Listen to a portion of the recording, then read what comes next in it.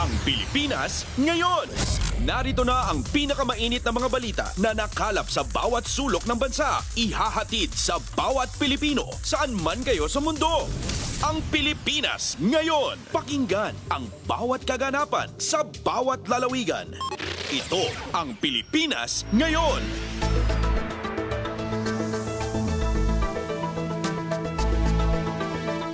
Magandang araw sa ating mga tagapakinig. Welcome po muli sa ating programang Ang Pilipinas Ngayon. Napapakinggan po ninyo saan mang bahagi ng mundo sa pamamagitan ng ating ng himpilang Radyo Pilipinas World Service na Presidential Broadcast Service. Napapakinggan po tayo sa Radyo Pilipinas World Service audio streaming sa inyong mga PBS eVox receiver app at sa Radyo Pilipinas World Service official Facebook page at YouTube channel.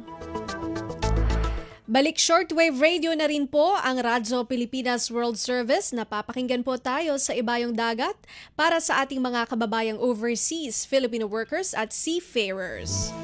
Meron po tayong dalawang programa, ang English program tuwing 10 a.m. hanggang 11:30 a.m. sa mga sumusunod na shortwave frequencies 12.020 MHz, 15.640 MHz at 17.665 MHz.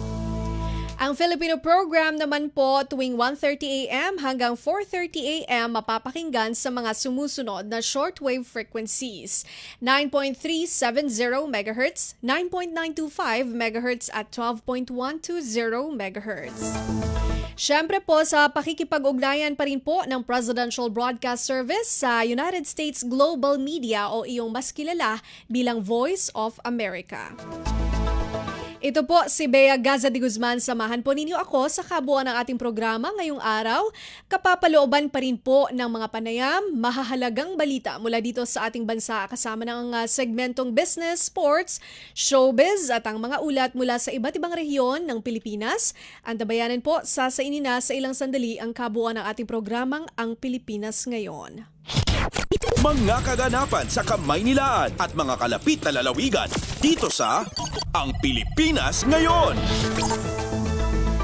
Bago po tayo magpatuloy sa ating balitaan, paraanin muna natin ang isang panayam, update tayo dito sa paghanda ng ating mga ahensya ng pamahalaan sa paparating na traslasyon o itong kapistahan ng Poong Nazareno 2026. Kasama po natin live via phone patch si Captain Noemi Cayabyab, ang spokesperson po ng Philippine Coast Guard o PCG, para magbigay sa atin ng update. Magandang araw po sa inyo, Captain Cayabyab. Si Bea Gaza de Guzman po ng Radyo Pilipinas World Service.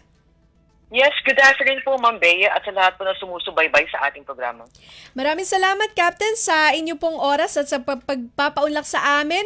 Makikibalita po kami, Captain. Ano po ang paghahanda na ginagawa ng PCG para sa darating na pagdiriwang ng kapistahan ng Jesus Nazareno, Traslasyon 2026? Yes, Ma'am Bea, handang-handa na po ang Philippine Coast Guard para sa Traslasyon 2026. Tayo po ay mag-deploy hindi lamang po ng ating mga medical responders, kasama rin po yung ating K9 working dogs, explosive ordnance, disposable force po natin, mga SOG, Special Operations Group, at kasama po yung mga civil disturbance management teams po natin na aalalay sa Philippine National Police po. At yan pong ating mga tauhan ay will be strategically positioned po sa areas ng Quirino Grandstand, Jones Bridge, Ayala Bridge, kasama po yung Quiapo Church. And then kasama po ng ating mga personnel, we will also be deploying yung ating mga patrol boats and floating assets, particularly sa vicinity waters po ng Quirino Grandstand at Pasig River, upang masiguro po yung safety ng ating milyong-milyong deboto. At itong mga floating assets na po ito ay naka-standby in case na magkakaroon po tayo ng rescue response, particularly sa area po nung bridge na may river po sa ilalim. And of course, ito po ating mga tauhan po ay naka-close coordination rin po with the AFP, the Philippine National Police, and importantly, itong local government ng City of Manila to ensure po yung seamless interagency operations po natin para matiyak po natin na masaya po natin maidaraos itong translasyon at kaligtasan rin po ng milyon-milyon po nating mga deboto. Captain Cayabyab, nabanggit niyo po na talagang isa sa mga tututukan ay yung area na malapit po sa Pasig River. Ano po yung maritime risk o emergency scenario na ating pong pinaghahandaan para po particularly sa area na ito?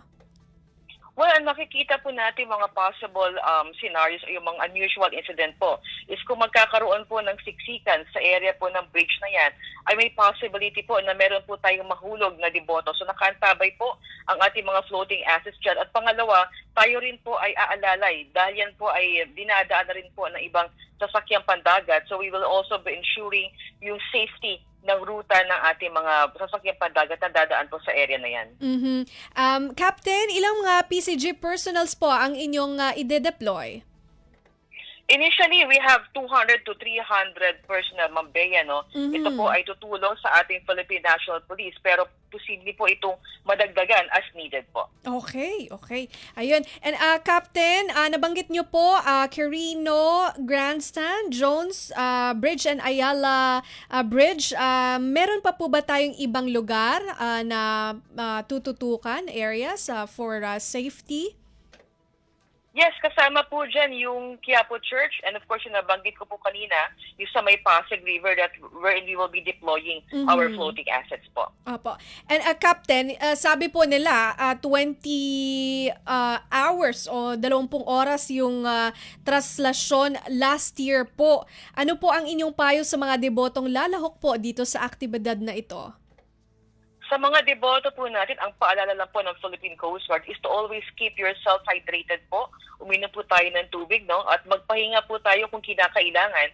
Umiwas din po tayo sa mga siksikan, lalo na po yung nabanggit ko kayo na Ma'am Bea, sa may tulay po na meron po tayong ilog, no? At kung may emergency naman po, o di maganda ang ating nararamdaman, ay agad po tayong lumapit sa Philippine Coast Guard or ating mga rescue marshals na nakakalat sa iba't ibang area at unahin po talaga natin ang ating kaligtasan habang tayo ay nakikita sa Translasyon 2026 po. Captain, meron pa rin pong mga napapaulat na kasi ito po mga devotees talaga and even yung from the province talagang dumadayo para mapuntahan yung ating Quiapo Church. Paano naman po yung mga devotees na babiyahe mula sa probinsya? Meron po bang hakbang ang PCG para tiyakin ang kaligtasan lalo na po sa ating mga pantalan o daungan? Yes, Ma'am Bea, kasama po yan sa mandato ng Philippine Coast Guard. So patuloy pa rin po na pinapaigting natin ang pagkasagawa po ng pre-departure inspection or pag-i-inspect po sa mga barko bago po umalis, no? At sinisigurado po natin na within the capacity lang po ang isasakay ng mga pasahero dyan. And of course, sa mga motorboats naman po, kung ito po ay sasakyan ng ating mga kababayan, ay palagi po tayo magsuot ng mga life jackets at sumunod po sa direktiba ng ating Philippine Coast Guard. Okay. Captain, ang inyong final message na lang po sa ating mga tagapakinig at tagapanood. Well, una-una na nawagan po tayo sa ating mga kababayan at mga deboto na manatiling alerto po at i-report po kaagad sa ating otoridad kung meron po kayo napapansin na kahina-hinala at makipagtulungan po tayo upang maitaguyod po natin ang kaligtasan at seguridad ng lahat po sa mga a-attend po itong Translasyon 2026. Thank you po, Captain Noemi Cayabyab sa inyong oras. Mabuhay po kayo. Maraming salamat, Ma'am Bea, at magandang hapon po. Yan po si PCG Captain Noemi Cayabyab, ang spokesperson po ng Philippine Coast Guard o PCG.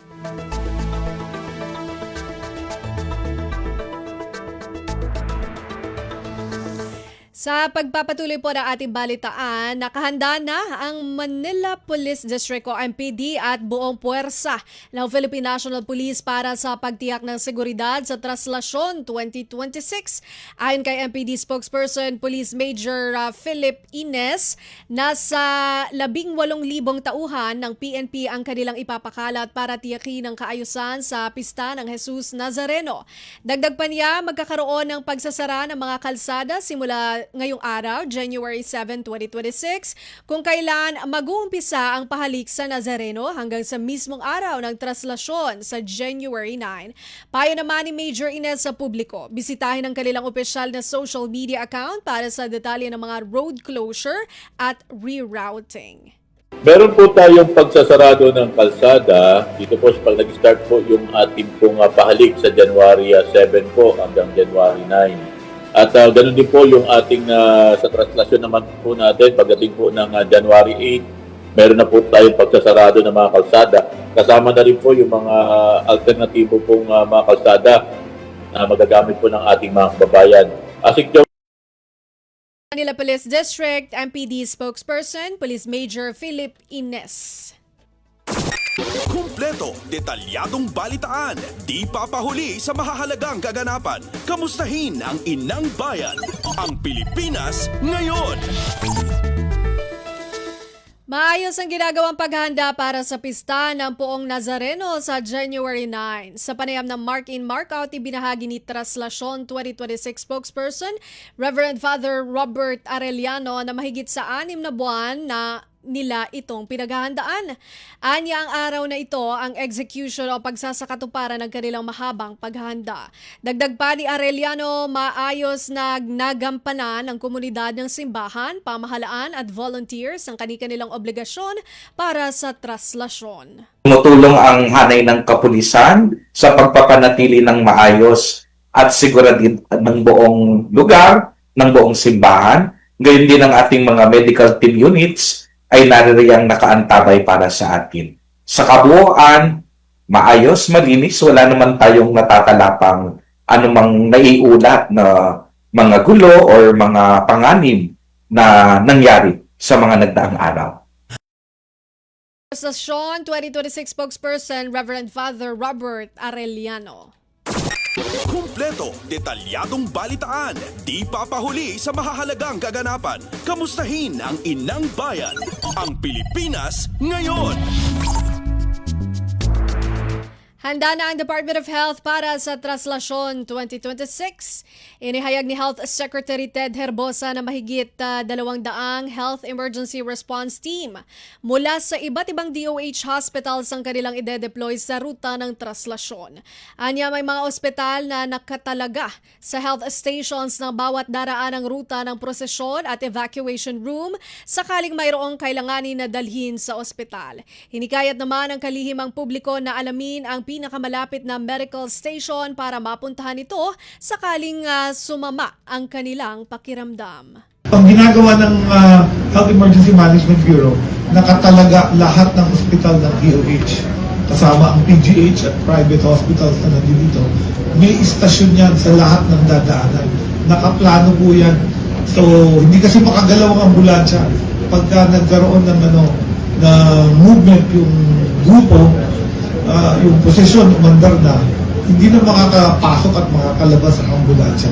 So, dinadala yung mga victim dun sa mga 10 or first aid stations na set up na. Health Secretary Ted Herbosa. Pasada ng mga balita mula sa Pilipinas para sa mga Pilipino saan man sa mundo. Ang Pilipinas ngayon. Sa iba pang pangunahing balita, Pangulong Ferdinand R. Marcos Jr. bukas sa pagbusisi ng Kongreso para silipin ang gagawing paggugol sa unprogrammed appropriation ayon sa Malacanang. Magbabalita si Alvin Baltazar. Ipinahayag ni Palace Press Officer Undersecretary Claire Castro na may kapangyarihan ng Kongreso para silipin ang paggugugulan ng unprogrammed appropriation. Ayon kay Castro, may oversight function ng Kongreso kaya't maaari nilang mabusisi ang gagawing paggamit ng budget sa isang unexpected expenses o sa tingin nila ay maanomalya ang pagre-release ng pondo sa unprogrammed appropriation. Bukasan niya si Pangulong Ferdinand R. Marcos Jr. hinggil dito kaya't may tinatawag pa niyang conditional implementation gayong ayaw talaga ng punong ekutibo na magagamit sa pansariling interes ang pera ng taong bayan. Kaugnay nito'y pinahayag ni Castro na mayroon lamang 3 pangunahing unprogrammed appropriations sa 2026 at ito ay ang suporta para sa Foreign Assisted Projects, Revised AFP Modernization Program at ang Risk Management Program na budget para sa hindi inaasahang pangangailangan o kahandaan sa mga emergency situation. Mula sa Palasyo ng Malacanang para sa Bagong Pilipinas, Alvin Baltasar, Radyo Pilipinas, Radyo Publiko. Kumpleto, detalyadong balitaan, di papahuli sa mahahalagang kaganapan. Kamustahin ang inang bayan, ang Pilipinas ngayon. Iginiit ni Senate Committee on Finance Chairman Sherwin Gatchalian na karapatan ng sinuman na questionin sa Korte Suprema ang pagkakaroon ng unprogrammed appropriations sa 2026 national budget. Ayon kay Gatchalian, kung may naniniwalang unconstitutional ang unprogrammed appropriations, ay malaya silang iakyat sa Korte Suprema ang usapin. Pero ipinunto ng Senate Finance Chief na kung susuriin ang mga natira na hindi na veto ni Pangulong Ferdinand R. Marcos Jr. na items sa 2026 budget, makikitang walang paraan para pagkuhanan ito ng flood control project. Kabilang sa mga item na hindi naalis sa unprogrammed appropriations sa pinirmahang 2026 budget ng Pangulo, ang government support sa foreign assisted projects, risk management at para sa AFP modernization program. It's their right to bring up to the Supreme Court kung meron silang tingin na unconstitutional yung unprogram. But yung unprogram kasi has been there for many years. Kaya lang naman na highlight to because of that flood control at nagamit ngayong sagip for flood control projects. But kung titignan naman natin yung items ngayon, like for example yung tatlong natitira, AFP modernization, tapos yung loan proceeds to foreign assisted project, tapos yung risk management. Itong tatlo na ito, no way pwedeng pagkuhaan ng flood control kasi very targeted siya. So in other words, itong tatlo na ito, walang possibility na maabuso ito. Senate Committee on Finance Chairman Sherwin Gatchalian. Pasada ng mga balita mula sa Pilipinas para sa mga Pilipino saan man sa mundo. Ang Pilipinas ngayon. Bubuing Joint Congressional Oversight Committee makakatulong sa maayos na pagpapatupad ng 2026 national budget ayon kay Senador Sherwin Gatchalian. Narito si Nympha Asuncion. Para mabantayan ang paggasta ng 2026 national budget, tiniyak ni Senate Committee on Finance Chairman Senador Sherwin Gatchalian na pagaganahin nila ang Joint Congressional Oversight Committee on Public Expenditures sa unang pagkakataon. Ayon kay Gatchalian, ang komite ay bubuuin ng mga miyembro ng Senate Finance at House Appropriations Committee pero pag-uusapan pa nila ng Kamara kung ilan ang mga magiging komposisyon nito. Sa ngayon, binahagi ng Senate Finance Chief na meron na siyang mga personal na listahan ng mga budget item na gusto niyang i-review. Kabilang na dito ang underspending ng ilang mga ahensya, mga foreign assisted projects, konstruksyon ng mga ospital at iba pa. Bahagi rin anya ng magiging tungkulin ng Oversight Committee ang magsagawa ng on-site inspection sa mga proyekto para matiyak na ginagawa ito ng tama. Sa mga ito, kabilang sa mga nais na personal na masilip ni Gatchalian ang pagpapatupad ng irrigation projects. Naniniwala ang senador na sa pamamagitan ng Oversight Committee ay mapapabuti ang budget process ng bansa. Mula Senado para sa Bagong Pilipinas, Nympha Asuncion, Radyo Pilipinas, Radyo Publiko. Pasada ng mga balita mula sa Pilipinas para sa mga Pilipino saan man sa mundo. Ang Pilipinas ngayon. Ikinalugod ni Health Secretary Ted Herbosa ang malaking pondong inilaan para sa sektor ng kalusugan sa nilagdaang 2026 General Appropriations Act. Ayon kay Herbosa, tatanggap ang sektor ng kalusugan ng pinakamataas na budget sa kasaysayan na umabot sa mahigit sa 448 bilyong piso. Git pa ng kalihim, titiyakin ng DOH na direktang makikinabang ang mga mamamayang Pilipino sa bawat pisong inilaan ng pamahalaan para sa kalusugan. Challenge namin ngayon is how to spend that efficiently. So ngayon, ito nag-uumpisa na tayo ng mga activities. We're making sure, nag-uusap kami na yung procurement namin pagandahin to make sure that our commodities mabili on time, to make sure walang mag-expire sa mga medicines. So it's more about efficiency. In fact, in-explain lang sa akin nung head nitong warehousing, yung second and third floor nito hindi pa namin magamit kasi kulang pa ng pera for construction. As our money increases, mag-need kami ng more warehousing space. Si Health Secretary Ted Herbosa. Kumpleto, detalyadong balitaan, di papahuli sa mahahalagang kaganapan. Kamustahin ang inang bayan, ang Pilipinas ngayon. Investigasyon kontra flood control irregularities hindi ititigil kahit isa na lamang ang miyembro ng ICI ayon sa Malacanang. Ang ulat mula kay Raquel Bayan.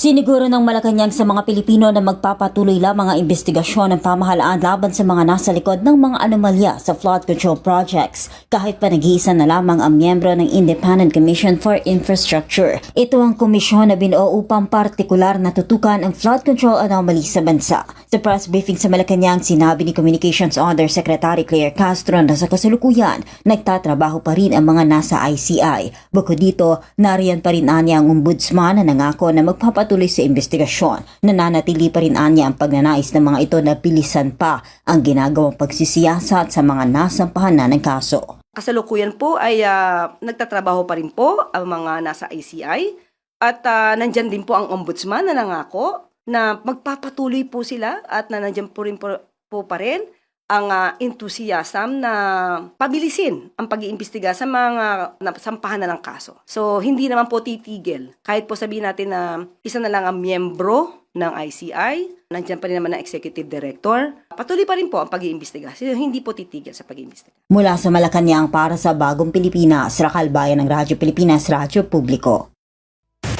Pasada ng mga balita mula sa Pilipinas para sa mga Pilipino saan man sa mundo. Ang Pilipinas ngayon.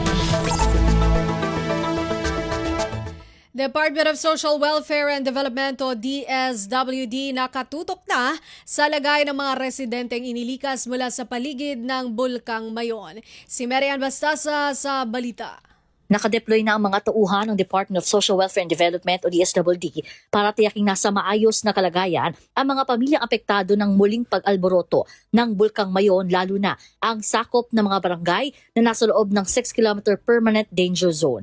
Ayon sa DSWD, agad na nagsagawa ng profiling ang mga tauhan at kawani ng DSWD Field Office sa Bicol Region para tiyaking agarang natutugunan ang pangangailangan ng mga lumikas na pamilya. Ang mga residente na nasa permanent danger zone ay pansamantala ngayong nanunuluyan sa mga evacuation center sa Tabaco City kung saan sila binibigyan ng agarang pagkain at iba pang pangunahing pangangailangan. Una na rin iniulat ng DSWD sa Bicol na may nakahanda na ang ahensya na 137 million standby funds at stockpiles, mga mobile facilities at equipped quick response team para sa mga residenteng mangangailangan ng tulong. Mula sa DSWD para sa Bagong Pilipinas, Marian Bastasa, Radyo Pilipinas, Radyo Publiko. Kumpleto, detalyadong balitaan, di papahuli sa mahahalagang kaganapan. Kamustahin ang inang bayan, ang Pilipinas ngayon. Bicolano Solon pinayuhan ang mga residente ng Albay na maging handa matapos itaas sa Alert Level 3 ang Bulkang Mayon. Balita mula kay Kathleen Forbes. Nanawagan si Ako Bicol Party List, Representative Alfredo Garbin Jr. sa publiko na manatiling handa at alerto matapos itaas sa Alert Level 3 ang aktibidad ng Bulkang Mayon. Ayon sa mambabatas, bagamat sanay na mga Bicolano sa pagiging aktibo ng bulkan, hindi ito dapat maging dahilan upang magpakampante. Binigyan din niya ang kahalagahan ng pagkakaisa at maagap na paghahanda upang maprotektahan ang sarili at pamilya. Hinikayat ni Garbin ng publiko na umasa lamang sa opisyal na impormasyon mula sa FreeVox, mga lokal na pamahalaan at MDRRMO at iwasan ang pagpapakalat ng chismis. Paalala rin niya na unahin ang buhay kaysa sa mga ari-arian at huwag mag-atubiling lumikas kapag may inilabas na abiso. Sa posibleng ashfall, pinayuhan niya ang mga residente na manatili muna sa loob ng bahay at magsuot ng mask at proteksyon sa mata. Dagdag pa ni Garbin, mahalagang maghanda ng go bag na may laman na pangunahing pangangailangan gaya ng tubig, pagkain, gamot, flashlight, baterya, first aid kit, mahahalagang dokumento at power bank. Para sa Bagong Pilipinas, Kathleen Forbes, Radyo Pilipinas, Radyo Publiko.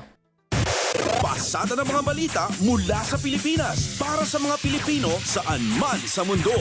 Ang Pilipinas ngayon. Mataas na kumpiyansa ng publiko sa mga bansang sumusuporta sa Pilipinas sa issue ng West Philippine Sea batay sa survey ng Pulse Asia. Welcome sa Armed Forces of the Philippines o AFP. Detalye mula kay J. Mark Dagala. Ikinatuwa ng Armed Forces of the Philippines ang resulta ng pinakabagong survey ng Pulse Asia na nagpapakita ng mataas na kumpiyansa sa mga bansang sumusuporta sa Pilipinas pagdating sa usapin ng West Philippine Sea. Ayon kay AFP spokesperson for the West Philippine Sea, Rear Admiral Roy Vincent Trinidad, patunay nito na sa kabila ng mga propaganda at pinakakalat na fake news ng China, marami pa rin ang papanig sa Pilipinas. Nakatatabaan niya ng puso na malamang nauunawaan na ng mga Pilipino ang kahalagaan ng paninindigan ng AFP sa rules-based order para igiit ang soberanya ng bansa sa nabanggit na karagatan. Ayon kasi sa maritime think tank na Strat-Based Institute, lumalabas sa survey ng Pulse Asia na naniniwala ang mga Pilipino na dapat paigtingin pa ng bansa ang ugnayan nito sa Amerika. Sumunod naman dito ang Japan, Canada, Australia at South Korea na nagpahayag ng kanilang suporta sa mga Pilipino sa paninindigan nito sa West Philippine Sea. Ay nakakatuwa, ito ay nakakalakas ng loob namin sapagkat nakikita natin na yung ating kababayan ay naintindihan nila ang issue sa West Philippine Sea.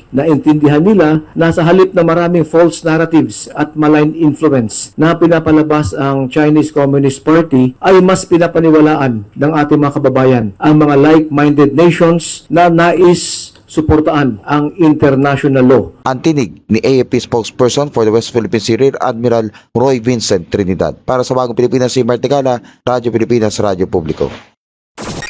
Kumpleto, detalyadong balitaan, di papahuli sa mahahalagang kaganapan. Kamustahin ang inang bayan, ang Pilipinas ngayon. 1.7 full year inflation, bunga ng matatag at sama-samang pagsisikap ng gobyerno ayon sa Finance Chief. Si Melanie Valdos Reyes sa report. Inihayag ni Finance Secretary Frederick Go na dahil sa matibay at magkakaugnay na hakbang ng pamahalaan kaya nakamit ang mababang full year inflation para sa 2025 na nasa 1.7%, pinakamababang antas ng inflation sa halos isang dekada. Mas mababa ito kumpara sa 3.2% na average inflation noong 2024 at mas mababa rin sa target range ng Bangko Sentral ng Pilipinas na 2.0 hanggang 4.0% para sa 2025. Ayon kay Secretary Go, ang record low inflation na ito noong 2025 ay patunay ng pagiging epektibo ng sama-samang pagsisikap ng pamahalaan sa ilalim ng matibay na pamumuno ni Pangulong Ferdinand Marcos Jr.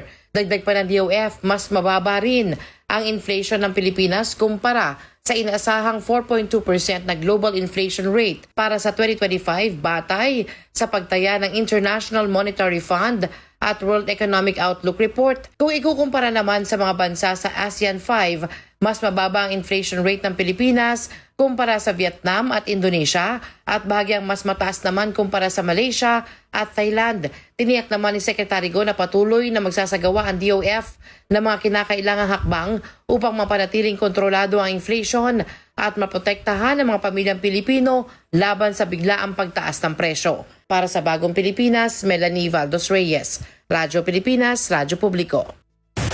Pasada ng mga balita mula sa Pilipinas para sa mga Pilipino saan man sa mundo. Ang Pilipinas ngayon. Paggamit ng ceramic water filter technology isinusulong ng Department of Science and Technology o DOST. Si Manuel Francisco sa detalye.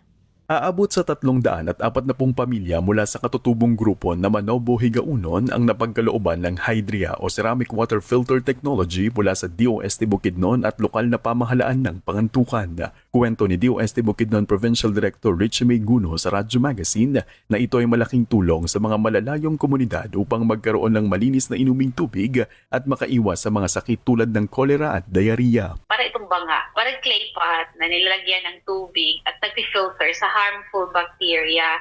Ang kagandahan nitong inobasyon ay kahit nag-filter siya ng mga bacteria, nare-retain pa rin yung minerals na nasa tubig. Paalala ng DOST sa LGUs na makipag-ugnayan lamang sa kanilang regional offices sa pagganap ng Hydria Technology upang matiyak ang malinis na inuming tubig ng mga residente. Mula sa Radyo Magazine para sa Bagong Pilipinas, ito si Manuel Francisco. Radyo Pilipinas, Radyo Publiko. Kumpleto, detalyadong balitaan, di papahuli sa mahahalagang kaganapan. Kamustahin ang inang bayan, ang Pilipinas ngayon. Department of Public Works and Highways, DPWH, puspusan na ang pagsasaayos ng EDSA. May report si Lawrence Tanhoco. Nagpatuloy kagabi, January 6, 2026 hanggang kaninang alas 4 ng umaga, January 7, 2026, ang rehabilitasyon ng EDSA alinsunod na rin sa direktiba ni Pangulong Ferdinand R. Marcos Jr. upang pabilisin ang pagsasaayos at mapabuti ang kaligtasan ng mga motorista, commuters at pedestrian. Isinagawa ang asphalt overlaying mula alas 10 kagabi hanggang alas 4 kaninang madaling araw at ginagawa yan tuwing Lunes hanggang Biyernes, habang mula Biyernes hanggang Lunes naman ay may kasamang concrete reblocking. Para sa asphalt overlay, ayusin ng northbound ng EDSA mula Magallanes hanggang Ayala Underpass, ikalawa hanggang ikalimang linya mula yan kagabi, January 6 hanggang January 11. Para naman sa roto milling works, ayusin ng southbound mula Scout Mariano hanggang Aurora Boulevard. Kagabi nagsimula at mula Vanguard Academy hanggang Kalayaan Flyover. Sa January 8 naman yan hanggang Adyes ng Enero. May roto milling din sa northbound mula Aurora Boulevard hanggang Apelo Cruz sa Enero 7. Para naman sa concrete reblocking, isasagawa ang pagkukumpuni sa northbound mula Roas Boulevard hanggang Taft Avenue sa January 9 hanggang 12. Pinapayuhan ng mga motorista na gumamit ng alternatibong ruta habang isinasagawa ang naturang mga gawain. Maglalabas ang DPWH ng updated na schedule ng pagkukumpuni kada linggo. Mula pa rin dito sa lungsod ng Maynila para sa Bagong Pilipinas, Lawrence Tanhoco ng Radyo Pilipinas, Radyo Publiko. Pasada ng mga balita mula sa Pilipinas para sa mga Pilipino saan man sa mundo. Ang Pilipinas ngayon. At yan ang ating nakalap ng mga national news. Ang dabayanan ng regional news. Magbabalik po ang programang Ang Pilipinas Ngayon. Paalala muna mula sa himpilan. Mabilisang trivia, dagdag talino. Heto na ang Dagling Kaalaman. Alam ba ninyo na may malaking nutritional benefits ang pag-inom ng tubig sa tamang oras? Ang pag-inom ng 2 baso ng tubig pagkagising sa umaga ay makatutulong sa pag-activate ng katawan. Ang 1 basong tubig naman bago kumain ay makatutulong sa pag-digest ng pagkain. 1 baso ng tubig din bago maligo ay magpapababa ng presyon ng dugo o blood pressure.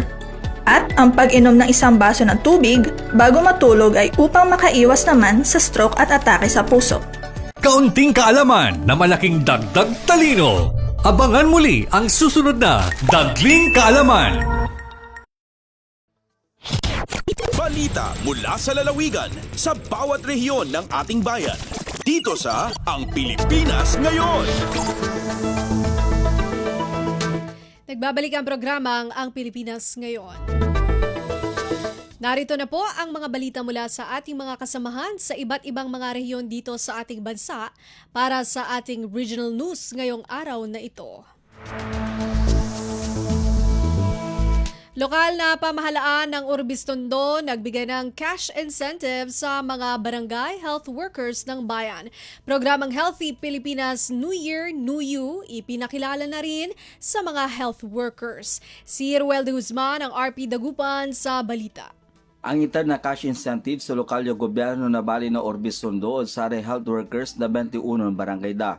Kaya't ginawaan at sa kaya programa at Urbis Tondo Sports Complex sa personal niya inundaan ng Mayor Modesto Peranya, Vice Mayor Attorney Alexis de la Vega, tan SB Committee on Health Chairman Councilor Jun Licuanan. Udabit dan aktibidad sa RHU Urbis Tondo, Jad Panangidaulo ng Municipal Health Officer Dr. Catherine Licuanan at Impakabat, Tan Impaliwawa at Sare Barangay Health Workers sa programa na Department of Health o DOH ya Healthy Pilipinas New Year, New You. Unong at sabit tan opisina ayot mabisan panagpasabi na are importanten impormasyon ni Pakared Abig Laman at balang sinansakaya residente na balay ya Urbis Tondo. Manala po Radyo Pilipinas Dagupan, Chuck Ruel de Guzman para Radyo Pilipinas World Service.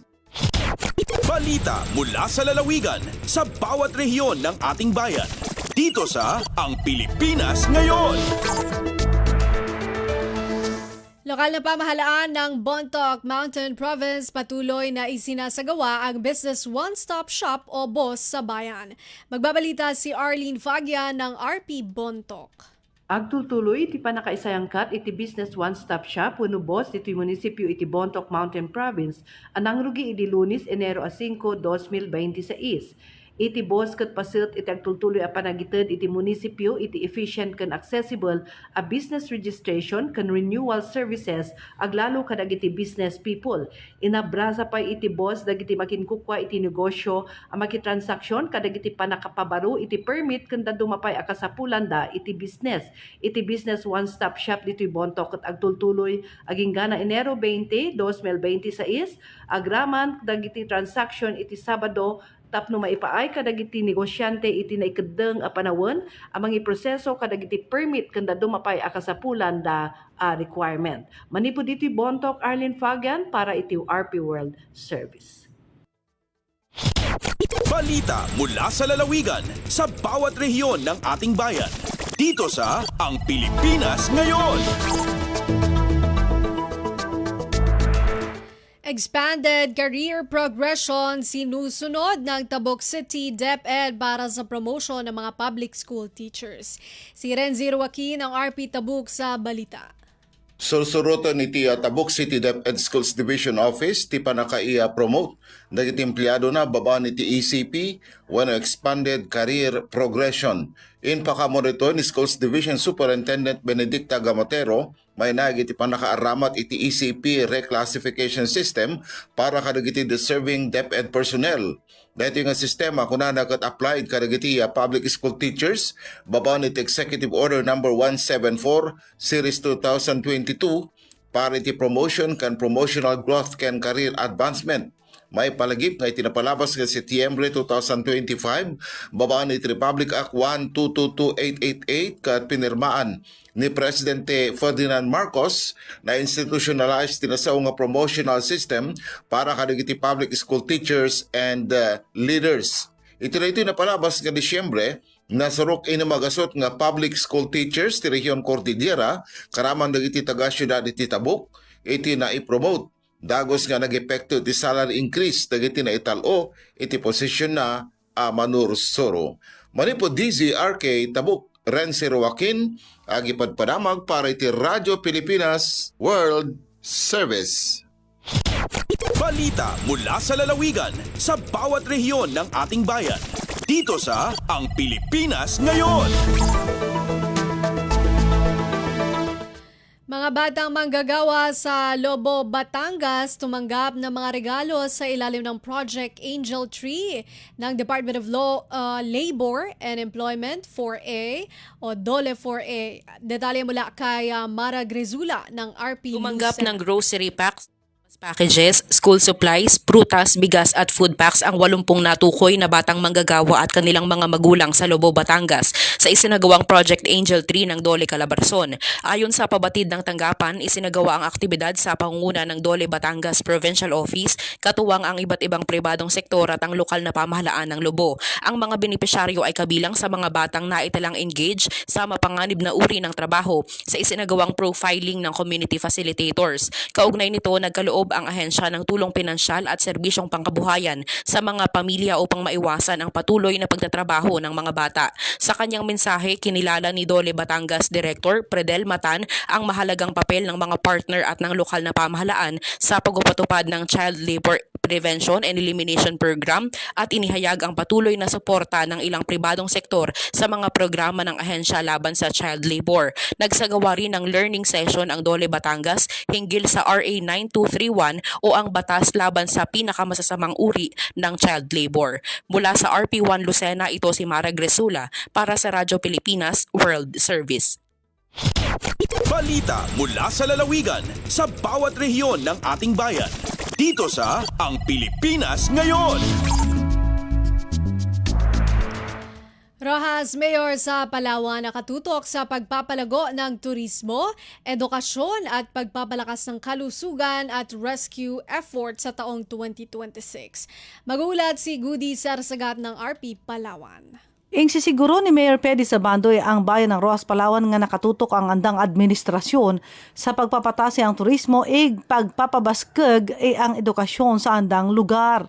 Sigun kananan, abriya na rin ang pira sa mga isla sa Roxas para sa turismo nga mi pira rin da kadayo nga nagabisita. Sa edukasyon duman, ipapadayon na rin da ang mabiyay deng naaprubahan nga sa karibo nga monthly arawan sa andang mga 300 na scholars nga duduganan anda na todo sa 6 kagatos nga scholars. Palalakasin anda rin ang health ig rescue efforts sa pagdugang ang 10 ka ambulansya kada dagon agad madasig nga magkaresponde sa tempo ang peligro. Inamin pa ni Mayor Pedi Sabando nga mag-aalin ng pondo sa andang budget sa dagong 2026 nga magasobra sa 7 kagatos nga milyon pesos. Alindigi sa siyudad ng Puerto Princesa, Palawan, Gudi Sarsagat para sa Radyo Pilipinas World Service. Balita mula sa lalawigan sa bawat rehiyon ng ating bayan. Dito sa Ang Pilipinas Ngayon.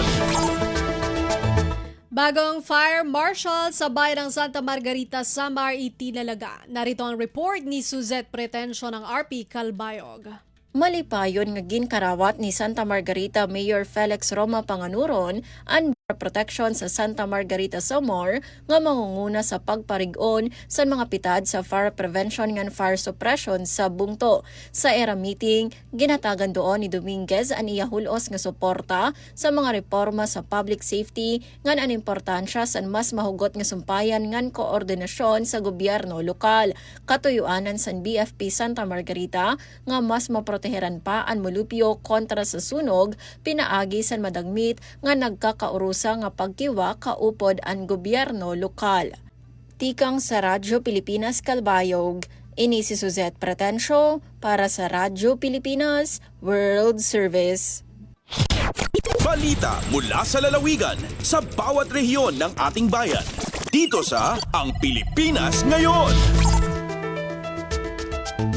Surigao del Sur Police Provincial Office, SDS-PPO, nakiisa sa pagdiriwang ng 32nd PNP Ethics Day. Magulat si Raymond Aplaya ng RP Tandag.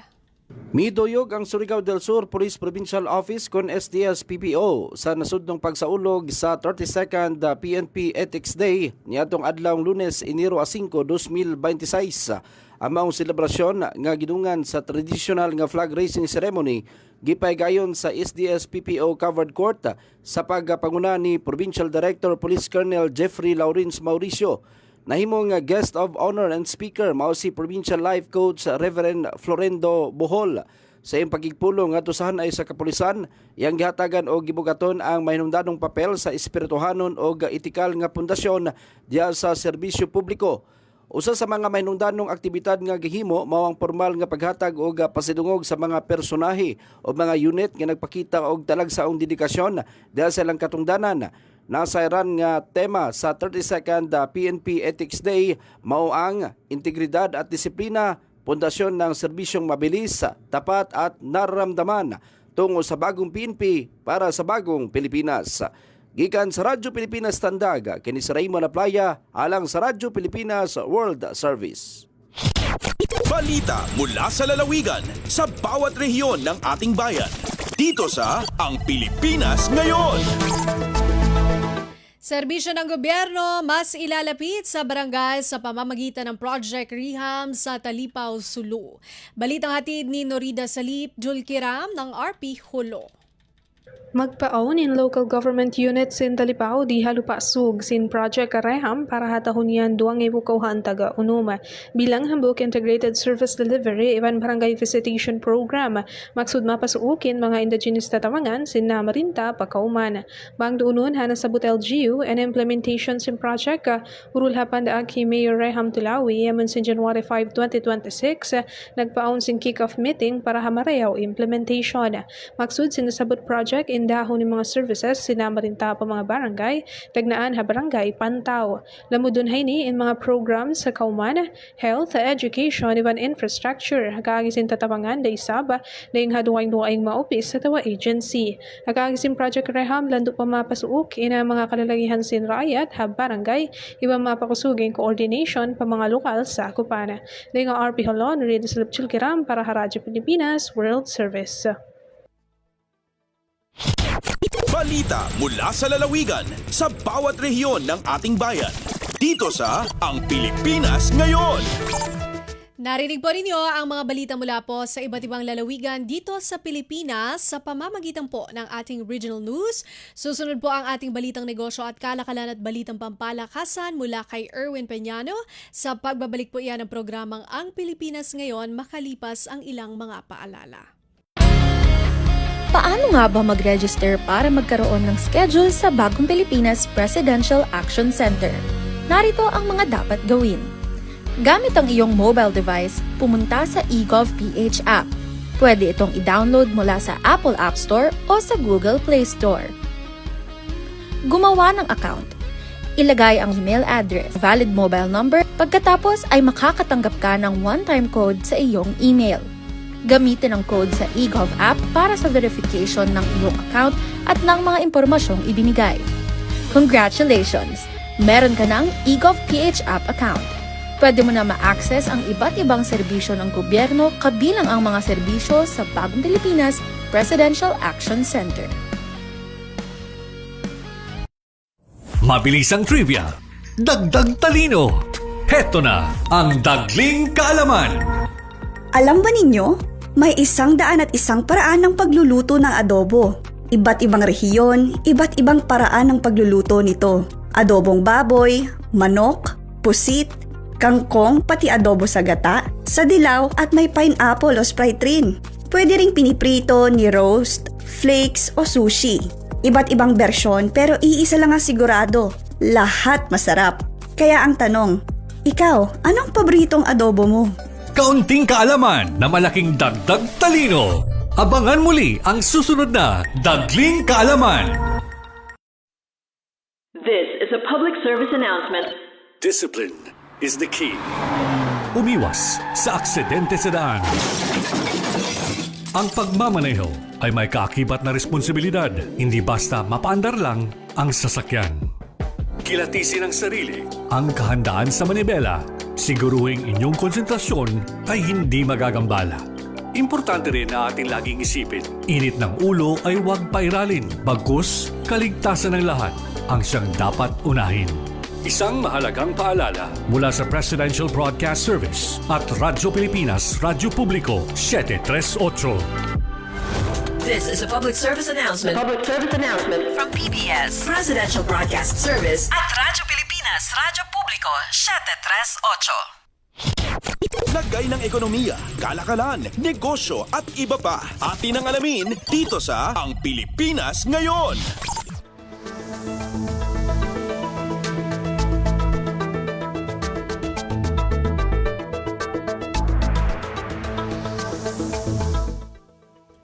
Magandang araw, narito na ang mga naungunang balita sa larangan ng pagninegosyo at kalakalan. Tiniyak ni Department of Economy, Planning and Development o DepDev Secretary Arsenio Balisacan na may mga nakalatag na hakbang ang pamahalaan upang masigurong manageable ang inflation o presyo ng mga produkto at serbisyo sa bansa. Ginawa ni Balisacan ang pahayag matapos na makapagtala ang Pilipinas ng 1.8% na inflation noong Disyembre, bahagyang pagbilis mula sa 1.5% na figura noong Nobyembre. Mula rito, naitaguyod din ang 2025 inflation average sa 1.7%, mas mababa sa target band ng pamahalaan na 2 hanggang 4%. Bagaman may pagbilis sa December figure, sinabi ni Balisacan na nananatili pa rin itong mababa. Buhat sa mga hakbang na ipinatutupad ng pamahalaan, masiguro lamang na stable at abot kaya ang mga gastusin at presyo ng mga bilihin. Ilan na lamang dito anya ang 297.1 billion pesos na alokasyon para sa sektor ng agrikultura ngayong taon, maging ang inaasahang dagdag na kapasidad sa supply ng kuryente na siyang bunga ng aabot sa 200 power generation projects.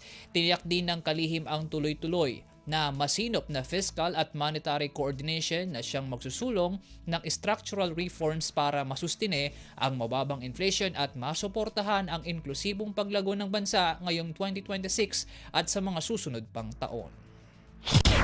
Lagay ng ekonomiya, kalakalan, negosyo at iba pa. Atin ang alamin dito sa Ang Pilipinas Ngayon.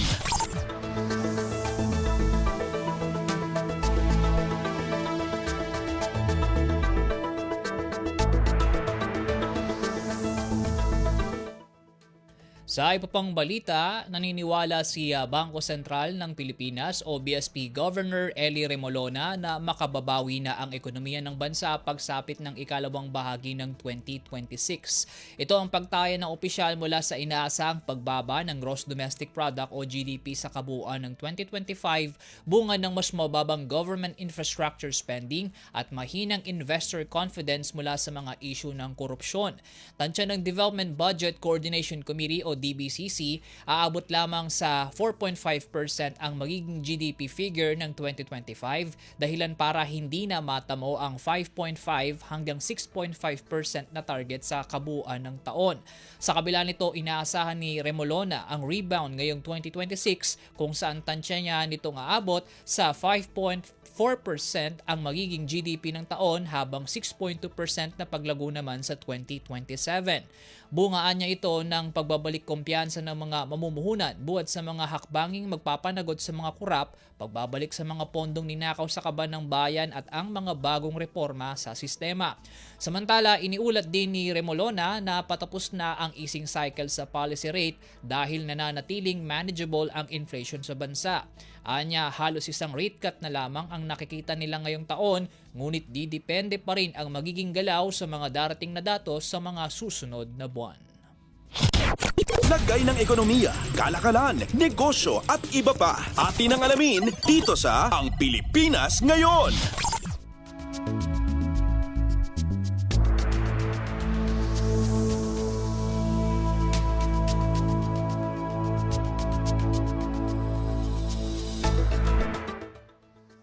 Sisimulan na ng Manila Electric Company o Meralco ngayong first quarter ng 2026 ang pag-aaral para sa adoption o paggamit ng Small Modular Reactors o SMR sa bansa. Ayon sa Electric Power Distribution Company, katuwang ang United States Trade and Development Agency o USTDA ay uumpisahan na ang study para sa paggamit ng nuclear energy sa Pilipinas kung saan target na matapos ito sa huling quarter ng taon. Simula sa Abril, uumpisahan na ng Meralco ang pagdetermina sa mga lugar na maaaring pagtayuan ng nasabing pasilidad at inaasahang makakapaglabas na ng shortlist na isusumite sa pamahalaan bago matapos ang 2026. Kasabay ng anunsyo, inaasahan na ngayong Enero ang paglalabas ng Meralco ng isang request for proposal na siya naman itong gagamitin para sa pagpili ng contractor na magsasagawa ng nasabing pag-aaral. Matatandaan na nakakuha ng $2.7 million grant mula USTDA ang Meralco na maaari nitong gamiting pampondo sa assessment ng SMR deployment sa Pilipinas. Ang planong pagtatayo ng SMR ng Meralco sa bansa ay nakaangkla sa Nuclear Energy Strategic Transition o NEST program nito na siya namang sumusuporta sa layo ng Department of Energy na makapag-incorporate ng hindi bababa sa 1,200 megawatts na nuclear power sa 2032. Ang integrasyon ng nasabing enerhiya ay kapaloob sa hangarin ng pamahalaan na mapalawig ang kapasidad ng energy mix at mabawasan ang paggamit sa fossil fuels. Lagay ng ekonomiya, kalakalan, negosyo at iba pa. Atin ang alamin dito sa Ang Pilipinas Ngayon.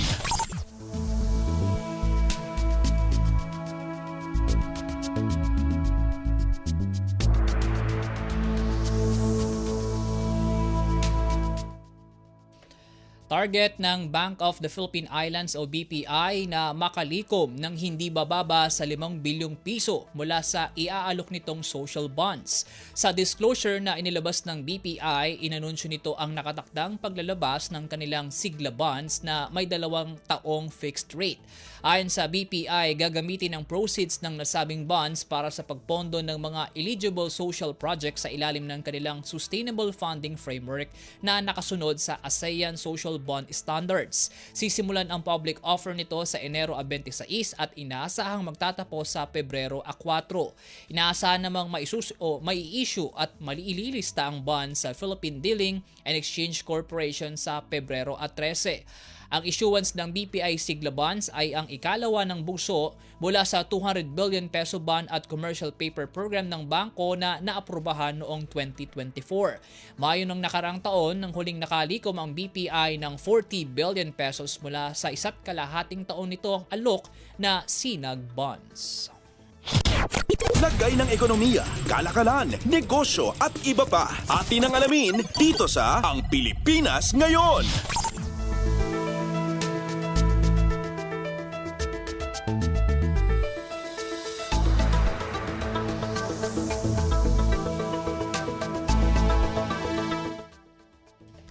At para naman sa ating foreign exchange rates ngayong araw, Enero 7 taong kasalukuyan, ang palitan ng piso sa United States dollars ay nasa 59 pesos and 15 centavos, 38 centavos sa Japan yen, 46 pesos and 21 centavos sa Singapore dollar, 4 centavos sa South Korea won, 8 pesos and 47 centavos sa China yuan, 7 pesos and 60 centavos sa Hong Kong dollar, 79 pesos and 87 centavos sa United Kingdom pound, 69 pesos and 15 centavos sa palitan sa euro, 42 pesos and 82 centavos sa Canada dollar, at 15 pesos and 78 centavos sa Saudi riyal.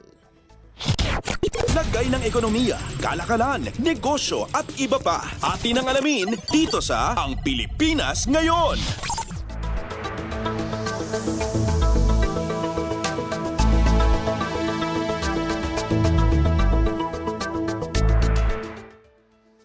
At yan po ang mga may init na balita sa larangan ng pagninegosyo at kalakalan. Samantala, antabayanan ng sigwada ng mga may init na sports balita sa pagbabalik po na Ang Pilipinas Ngayon, maya-maya lang po makalipas ang ilang paalala. Mas pinadali na ang government transactions sa tulong ng eGovPH Super App. Pwedeng-pwede mo nang magawa ang lahat ng ito. I-download ang eGov app sa iyong smartphone o tablet mula sa App Store o Google Play Store. Pagkatapos, ilagay ang iyong mobile number at i-authenticate gamit ang one-time PIN o OTP para marehistro ang iyong account. Saka ilagay ang iyong mga pangunahing impormasyon at kumpletuhin ang facial recognition technology para sa verifikasyon ng iyong pagkakakilanlan. Para sa mas mabilis at mas maayos na serbisyong panggobyerno, gamitin na ang eGovPH Super App. Itinuloy na po natin ang zero balance billing. Libre po. Ibig sabihin, ang serbisyo sa basic accommodation sa ating mga DOH na ospital, wala nang babayaran ang pasyente. Ang dami pong challenge, hindi po namin alam kung saan namin kukunin, ganon, nag-iisip kung paano namin mababayaran. Siyempre po, masayang-masaya, super saya po dahil na zero billing po kami. Opo, malaking po talaga, malaking tulong po. Mabilis lang din po. Bayad na ang bill ninyo. Uulitin ko, wala nang kailangan bayaran ng pasyente basta sa DOH Hospital dahil bayad na po ang bill ninyo. Naiyak ako kasi sobrang saya. Maraming salamat po, Mr. President Bongbong Marcos Jr. Hindi kami nagkamali ng taong ihinalal. Stop and Spot. Paano tayo makasisigurong legit ang impormasyong nababasa natin sa social media? Spot the source. Hindi porke nag-viral, totoo. Kaya laging i-fact check ang impormasyong nakuha at tukuyin kung credible ba ang sources ng mga ito. Spot the purpose. Hindi lahat ng nakapost ay may mabuting hangarin. Ang iba ay may intensyong makapanira lamang. Kung sa inyong palagay ay hindi nakatutulong para sa mas nakararami ang impormasyon, huwag na itong i-share para hindi na magdulot pa ng gulo o pagkalito. Spot the ownership. Legit o edit? I-double check kung totoong nanggaling sa mga legit news providers ang impormasyon dahil baka edited lamang ito ng kung sino para magpakalat ng fake news. I-check muna ang kanilang mga official social media platforms para makasiguro. Spot the time. Updated ka nga ba? O baka outdated na yung balitang na-share mo? Siguraduhin na tingnan mabuti rin ang month, day at year ng impormasyong inyong binabasa upang hindi maging sharer ng mga lumang balita. Let's be part of the solution. We can be warriors against disinformation and misinformation. Maging mapanuri sa lahat ng oras. A message from Presidential Communications Office, Department of Education, Commission on Higher Education, DILG, DSWD, Presidential Broadcast Service at Radyo Pilipinas. Updates at pinakahuling mga usapin sa mundo ng palakasan. Atin ang pakinggan dito sa Ang Pilipinas Ngayon.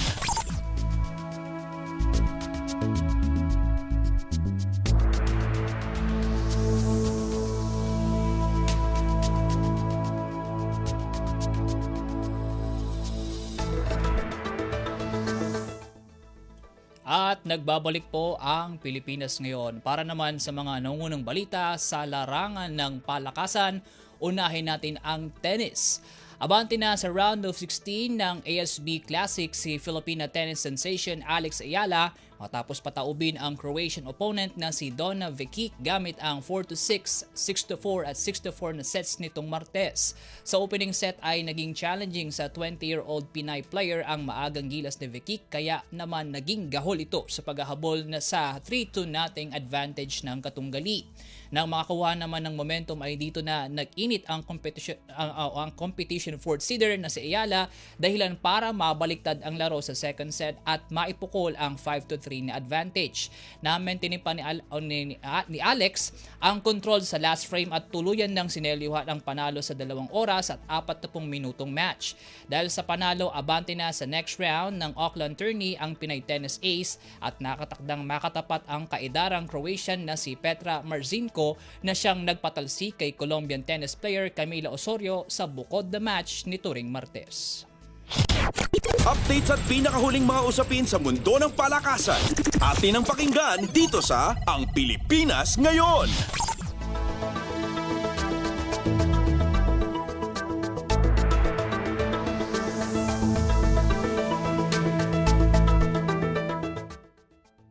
Mula tennis, lipat naman tayo sa basketball. Wala pang Kai Sotto na magbabalik aksyon sa Japanese court ngayong Enero. Ito'y matapos na piliin ng 7'3" Filipino big man ang pagpapagaling na muna nito mula sa natamong ACL injury 1 taon na ang nakalilipas. Sa inilabas na listahan ng Japan B-League para sa darating na All-Star Game Weekend, wala sa roster ng Koshigaya Alpha si Kai, bagay na nagpapahiwatig na mas nakasentro na muna sa full recovery ang Pinoy import. Mula nang maoperahan dahil sa injury, ilang buwang under rehab si Sotto at nililimitahan lamang sa basic shooting at dribbling ang kanyang training. Di man nakapagsuot ng gilas jersey noong nakaraang taon ay nananatili naman itong supportive sa mga laro ng national squad habang nasa bench. Samantala, wala mang Sotto sa B-League All-Star ay present naman ang iba pang Pinoy imports sa torneo. Ilan narito sina Ray Parks Jr. na tangan ang uniform ng Osaka Evesa, Dwight Ramos suot ang jersey ng Levanga Hokkaido, Kiefer Ravena sa Yokohama B Corsairs at AJ Edu sa Gunma Crane Thunders. Aarangkada ang Japan B-League All-Star Game Weekend mula Enero 16 hanggang 18. Updates at pinakahuling mga usapin sa mundo ng palakasan. Atin ang pakinggan dito sa Ang Pilipinas Ngayon.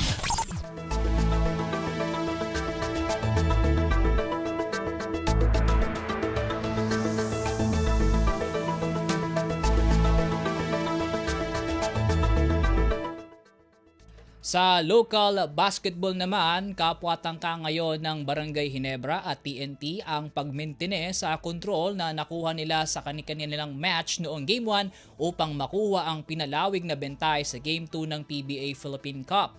Ngayong araw ay muling sasagupain ng dalawang nangungunang teams ang San Miguel at Meralco para sa pagpapatuloy ng kanilang Best of 7 series na siyang magdidikta kung sinong squad ang sasampa sa finals. Una, magsasagupa ang Gin Kings at Beermen ngayong hapon, habang sa evening primetime naman magbabanggaan ng Bolts at tropang 5G. Kapwa may 1-1-0 na kartada ang Ginebra at TNT mula sa 99-90 at 100-95 na panalong na-secure nila kamakailan, bentahing naisburahin ng San Miguel at Meralco ngayong Game 2. Parehas aminado sina TNT coach Chot Reyes at Ginebra mentor Team Cone na hindi dapat magpakakampante mula sa nakuha nilang Game 1. Para kay Reyes, marami pa silang dapat na gawin sa inaasahang match, habang ang turing naman ni Cone, huwag tingnan ng panalo sa isang laro lalo kung serye ang pinaglalabanan. Updates at pinakahuling mga usapin sa mundo ng palakasan. Atin ang pakinggan dito sa Ang Pilipinas Ngayon.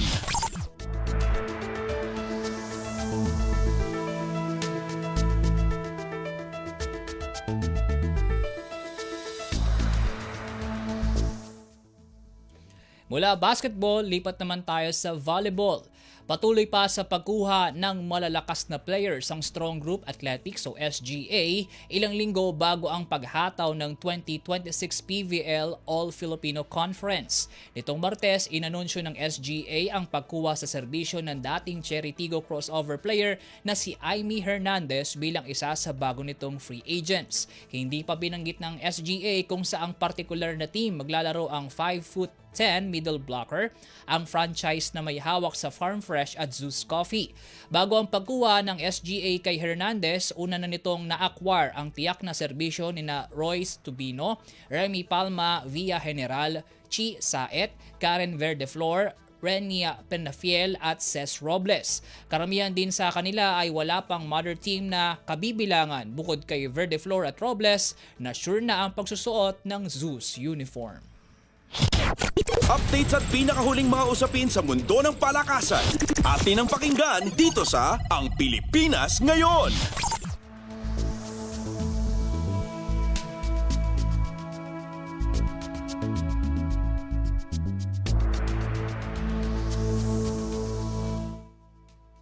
At yan po ang mga balitang aming nakalap sa larangan ng palakasan. Para sa Radyo Pilipinas World Service, ako po si Win Peñano. Samantala, antabayanan ng mga mainit na chika sa mundo ng showbiz, tampok sa balitang artista ni Steph Vicente maya-maya sa pagbabalik po ng Ang Pilipinas Ngayon matapos lamang po ang ilang paalala. Mabilis ang trivia, dagdag talino. Heto na ang Dagling Kaalaman. Alam nyo ba na ang hani o pulot ay hindi kailanman masisira? Sa natagpuan na pulot mula sa mga libingan ng mga Pharaoh sa Ehipto na may edad na mahigit 3,000 taon ay pwede pa rin kainin ayon sa mga siyentipiko. Dahil ang pulot ay may natural preservatives na pumipigil sa bakterya para dumami na dahilan kung bakit nabubulok ang isang pagkain. Kaunting kaalaman na malaking dagdag talino. Abangan muli ang susunod na Dagling Kaalaman.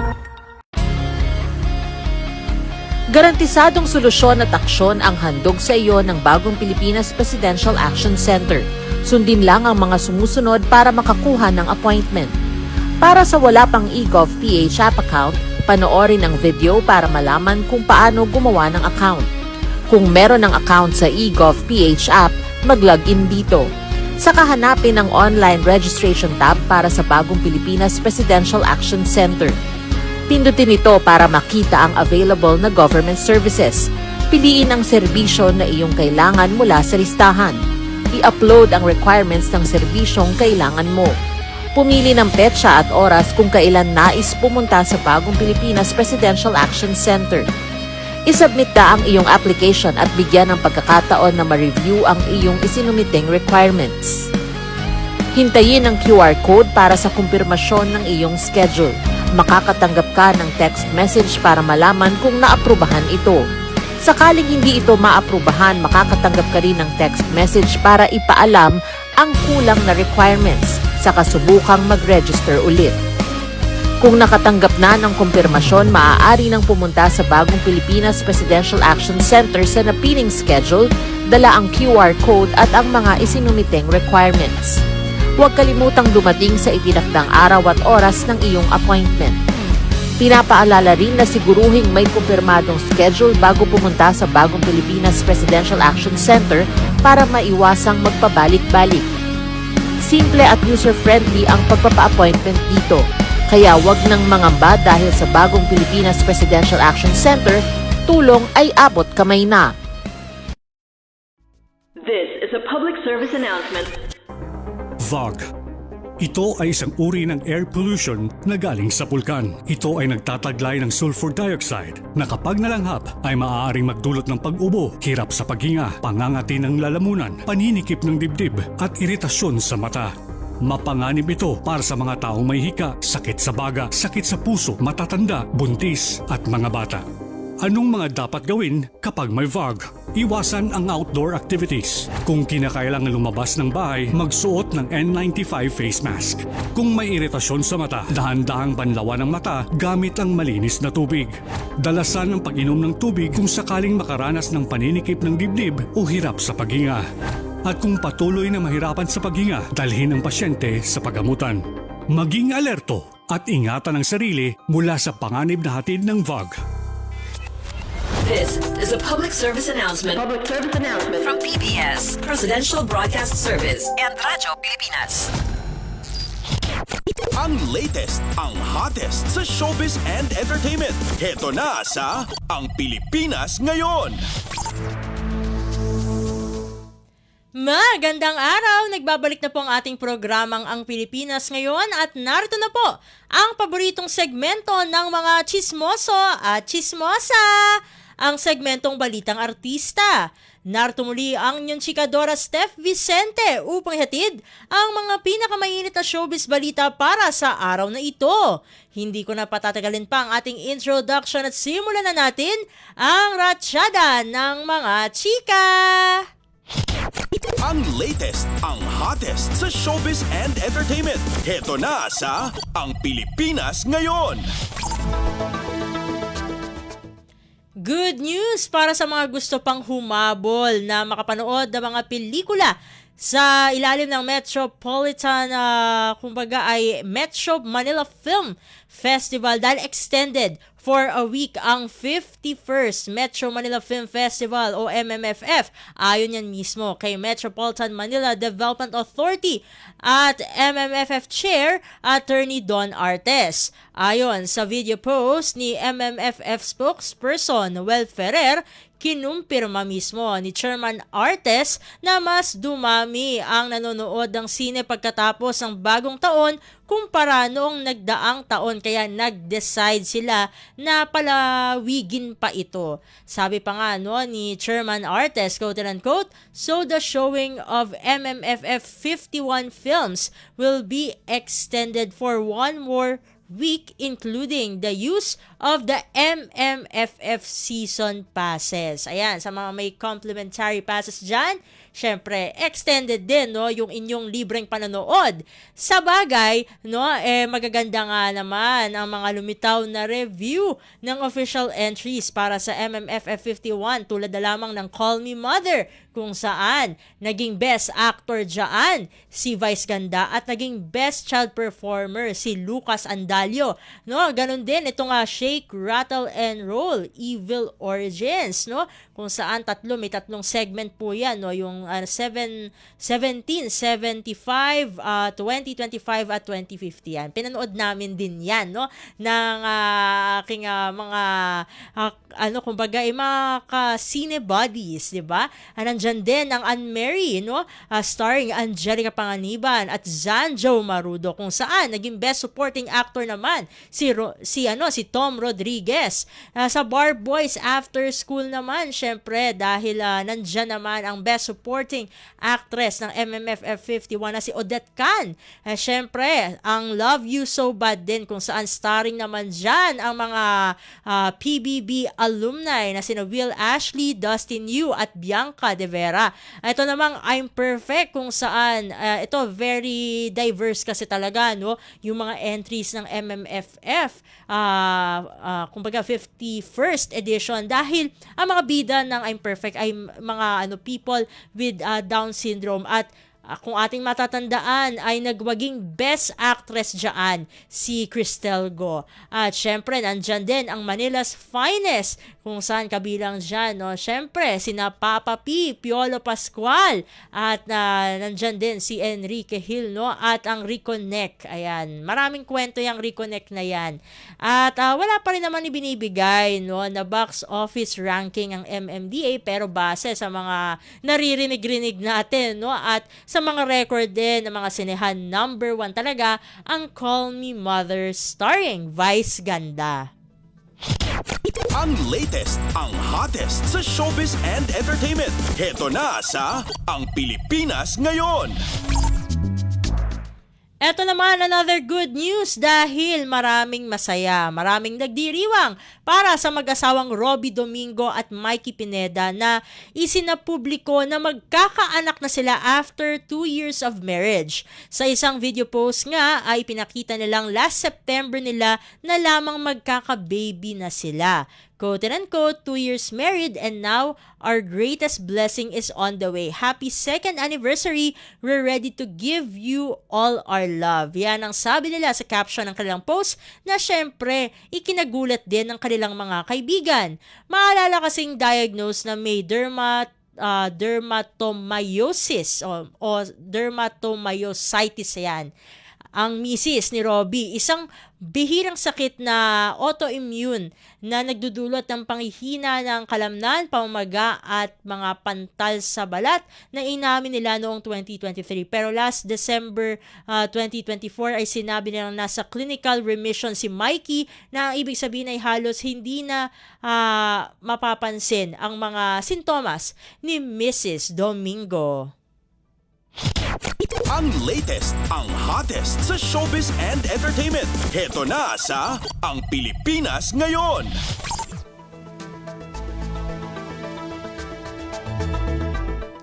Eto naman, no, speaking of Robby, kasi meron tayong mga naririnig-rinig, no, at nagtatanong, totoo nga kaya ang kwentong muntik na raw magkasuntukan itong sina Robby Domingo at John Lloyd Cruz sa reception ng kasal, no, nina Zanjo Marudo at Ria Ataide?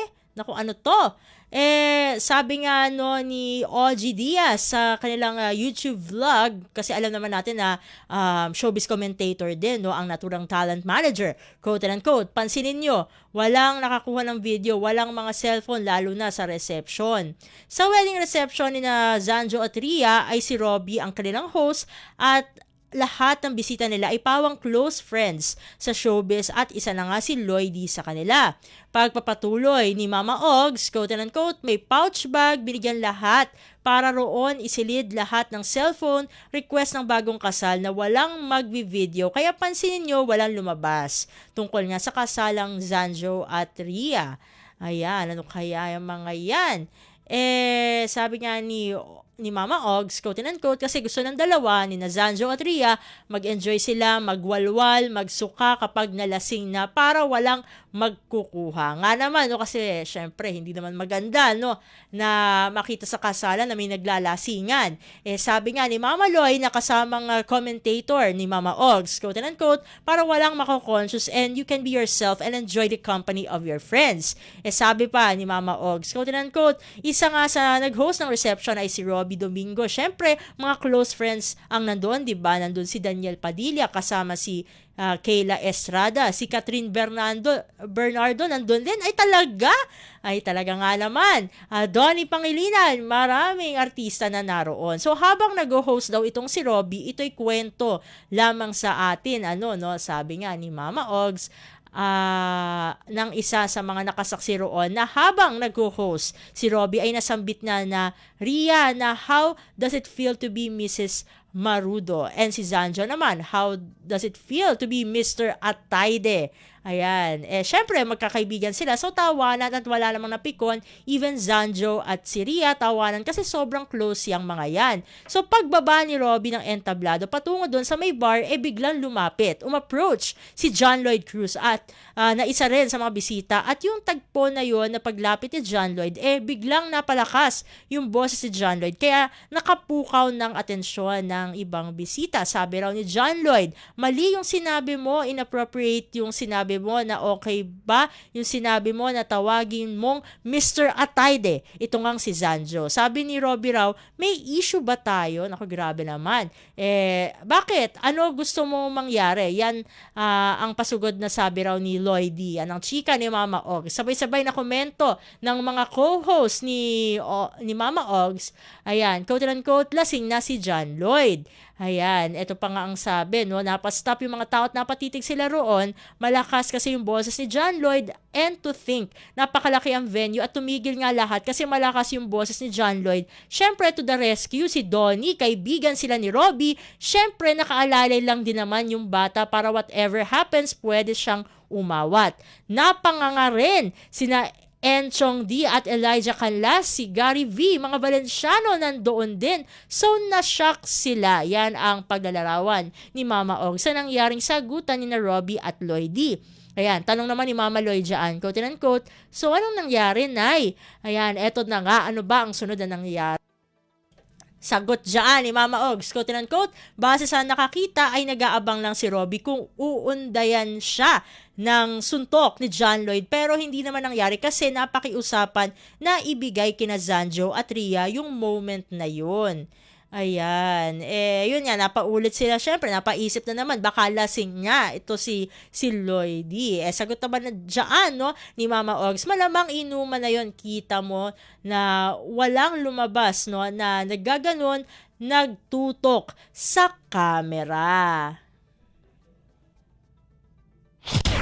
Ang latest, ang hottest sa showbiz and entertainment. Heto na sa Ang Pilipinas Ngayon.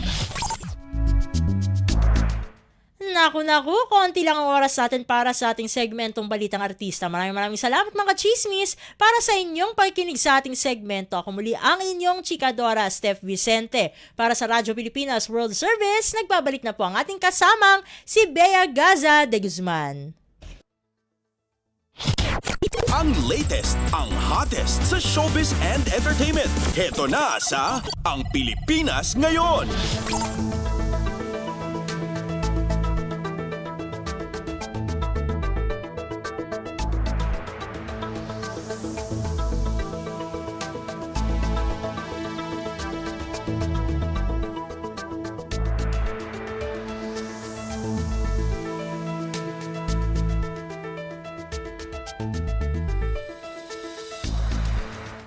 At yan po ang kabuuan nating programa, ang Pilipinas Ngayon. Maraming salamat sa ating mga nakasama sa technical side kina Milo Junela, Susan Aison, Anthony Pimentel, Hiro Lucero at Justin Osia sa ating Wirecast. Maraming salamat din sa ating executive producer Steph Vicente na siya ring tagapaghatid ng Showbiz Balita. Sa mga nagulat mula sa iba't ibang lalawigan ng ating bansa para sa ating regional news, kay Erwin Peñano para sa Balitang Business at Sports, at maraming salamat din sa ating station manager Mr. Ray Sampang. Hanggang sa susunod na edisyon ng ating programang Ang Pilipinas Ngayon, ito po si Bea Gaza de Guzman. Magandang araw. At yan ang Pilipinas Ngayon. Muling samahan sa parehong oras at alamin ang pinakahuling mga kaganapan at balita saan man kayo naroon. Ang Pilipinas Ngayon.